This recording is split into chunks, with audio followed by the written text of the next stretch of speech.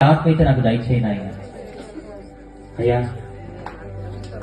కానీ ఈరోజు నాకు అర్థమైంది, నువ్వు నన్ను దీవిస్తే ఆ దీవెన పట్టుకొని పట్టడం గొప్ప అంటే నీ నమ్మకాన్ని సంపాదించడమే గొప్ప కదా ఆయన అనుకుంటున్నాను.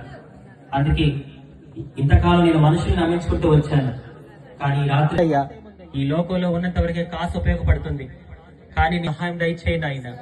బ్రతుకున్న మనిషికి బ్రతుకున్న దేవుడే కావాలి నాయన. నువ్వు నాకు చాలా అవసరం యేసయ్యా. ఒక బిచ్చగత్తి స్థితిని మార్చిన యేసు ఈ రాత్రి నా స్థితిని కూడా మార్చున్నా. అమ్మా నాన్న లేని అనాథైన ఎస్తేర్ని రాణించేశావని ఇవన్నీ మేము బైబిల్లో చదివాము, సేవకులు చెప్తే విన్నాం.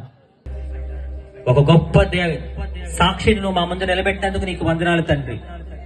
ఆనాడు బిలాము దారి తప్పు, నువ్వు మా కోసం ఎవరినైనా వాడుకోగలిగిన గొప్ప దేవుడివి. నీ ఉద్దేశం ఒకటే, మమ్మల్ని మార్చు.